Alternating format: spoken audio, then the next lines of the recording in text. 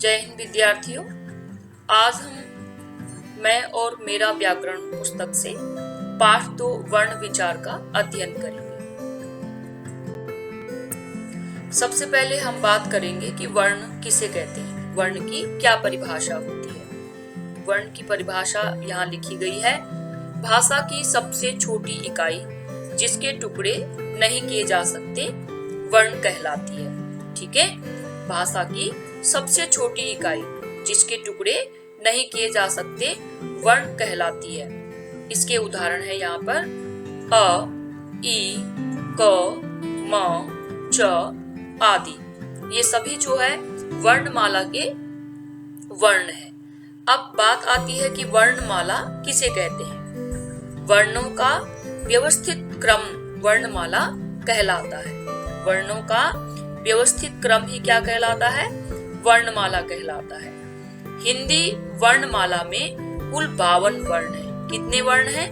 52 वर्ण है हिंदी वर्णमाला में। ठीक है, अब इसके बाद हम जानेंगे कि वर्ण के कितने भेद होते हैं। वर्ण के 2 भेद होते हैं। नंबर 1 है स्वर और दूसरे नंबर पे है व्यंजन। अब स्वर और व्यंजन की क्या परिभाषा होगी, ठीक है, अब हम इसको जानते हैं।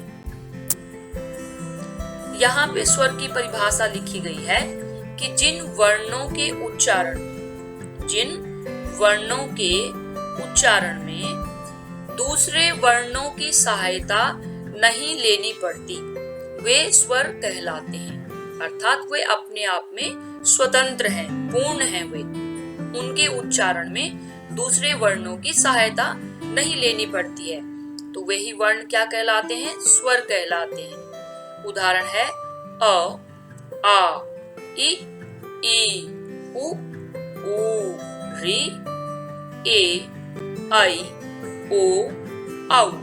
ये 11 स्वर ही हमारे मुख्य रूप से हिंदी वर्णमाला में पाए जाते हैं। ठीक है, तो हिंदी वर्णमाला में कितने स्वर हैं? 11 स्वर हैं। और जब हम इनको व्यंजन के साथ अन्य वर्णों के साथ प्रयोग करते हैं तो ये मात्रा के रूप में भी प्रयोग किए जाते हैं। अब मात्रा क्या है?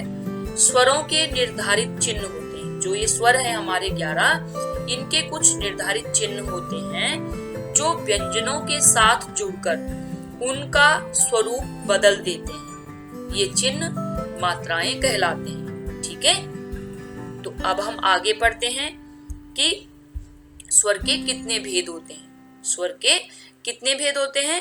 स्वर के 3 भेद होते हैं। नंबर 1 है ह्रस्व स्वर, नंबर 2 है दीर्घ स्वर और नंबर 3 है प्लुत स्वर। अब ये जो तीनों स्वर के भेद हैं, इनके बारे में हम एक एक करके जानेंगे। व्यंजन की परिभाषा यहाँ पर लिखी गई है कि जो ध्वनियां या जो वर्ण स्वरों की सहायता से बोली जाती है, जो ध्वनियां स्वरों की सहायता से बोली जाती हैं, उन्हें व्यंजन कहते हैं। यहाँ लिखा है क व्यंजन है हमारा, तो वो क व्यंजन जो है वो आधा का क्यों कहा मैंने? क्योंकि यहाँ पे जिस भी वर्ण के नीचे हलंत लग जाता है, ये जो छोटा सा नीचे हमने लगा रखा है इसको हलंत कहते हैं। तो हलंत जिस भी वर्ण के नीचे लगेगा वह आधा माना जाएगा। ठीक है, जमा में अ, तो क जमा में अ क्या बना? पूर्ण क अक्षर बन गया एक। ठीक है, तो इसलिए क्या है, जो ध्वनियां स्वरों की सहायता से बोली जाती हैं उन्हें व्यंजन कहते हैं। ठीक है, अब हम आगे पढ़ेंगे कि व्यंजन के कितने भेद होते हैं। व्यंजन के 3 भेद होते हैं मुख्य रूप से। नंबर 1 है स्पर्श व्यंजन, नंबर 2 है अंतस्थ व्यंजन, नंबर 3 है ऊष्म व्यंजन। अब हम इनके बारे में जानकारी लेंगे कि स्पर्श व्यंजन किसे कहते हैं, अंतस्थ व्यंजन किसे कहते हैं और ऊष्म व्यंजन किन्हें कहते हैं। द्वित्व व्यंजन जब एक वर्ण 2 बार मिलता है जब एक वर्ण दो बार मिलता है तो उसे क्या कहते हैं? द्वित्व व्यंजन कहते हैं। जैसे पक्का, पक्का शब्द में क जमा में का, क जमा में का, तो इससे क्या बन गया? आधा का और एक पूरा का, इसलिए यहाँ पर जो शब्द बना वो बना पक्का। ऐसे ही दूसरा शब्द है यहाँ पे लज्जा, आधा जा और पूरा जा बनकर, तो जा जमा में जा, ज जमा में जा, तो यहाँ पे ये आधा जा है, क्यों है? क्योंकि इसके नीचे हलंत लगा हुआ है।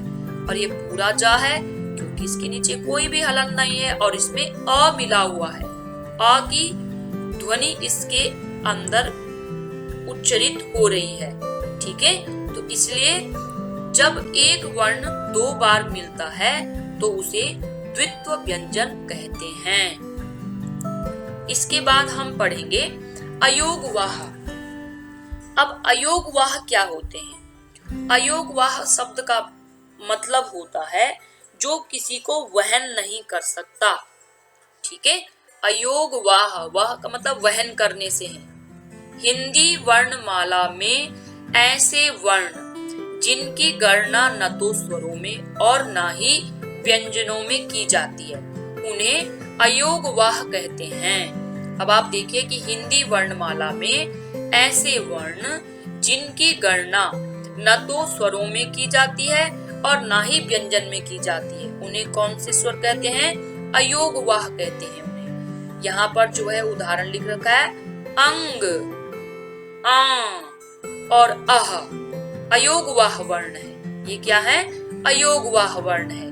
अब हम इसके प्रकार के बारे में पढ़ते हैं कि अयोगवाह वर्ण के कितने प्रकार है या कितने भेद हैं। नंबर 1 पर है अनुस्वार। नंबर 1 पर क्या है? अनुस्वार।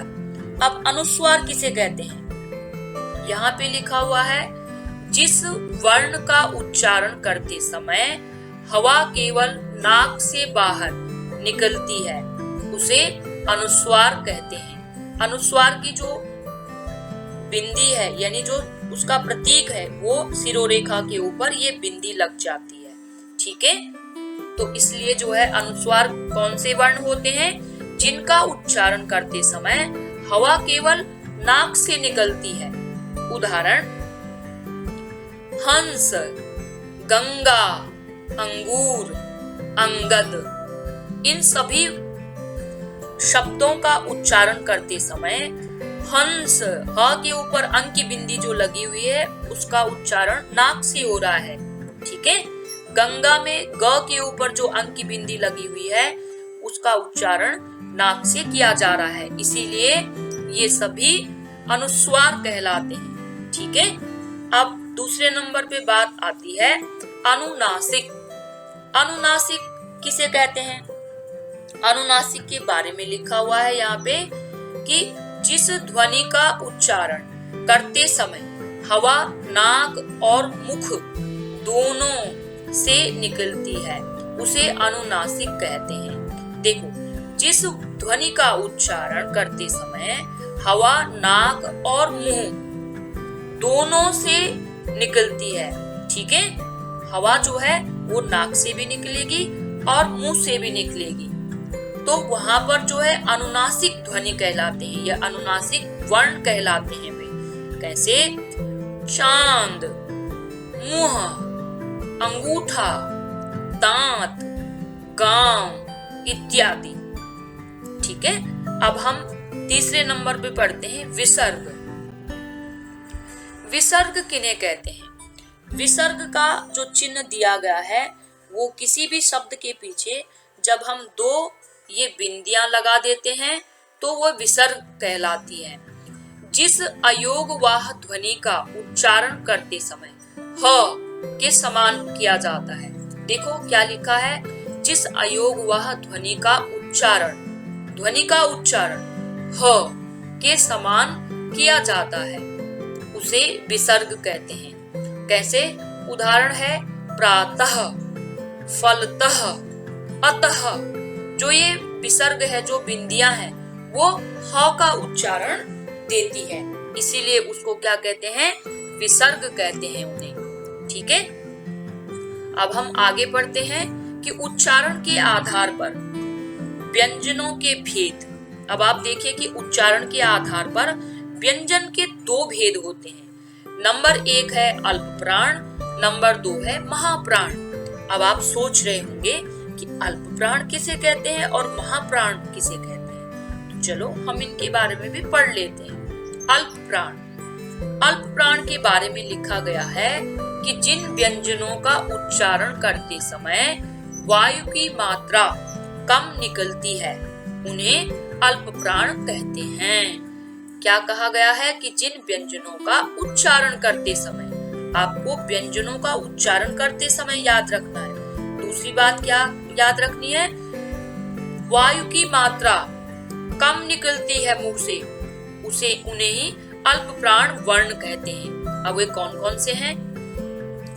हिंदी वर्णमाला में क, ग, ग, च, ज, ण, ट, ड, ण, त, द, न, प, ब, म, य, र, ल, व।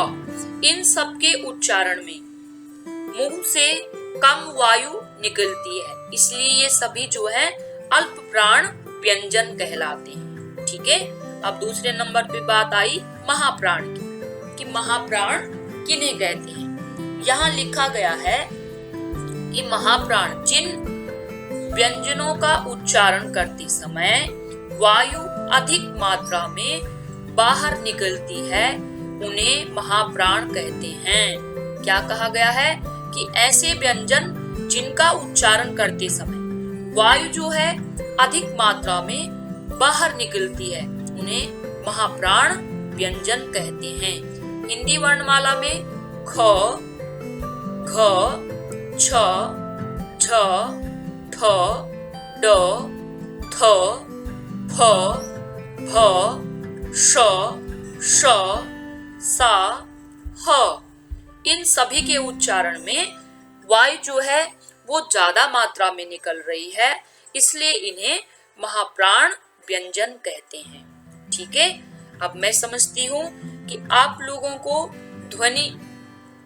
ध्वनियों के बारे में यानी वर्ण के बारे में अच्छे से जानकारी मिल गई है और यहीं पर ये आज का पाठ हमारा समाप्त होता है। अब मैं आपको अपने अगले वीडियो में दूसरे पाठ के साथ मिलती हूँ। मुझे सुनने के लिए धन्यवाद।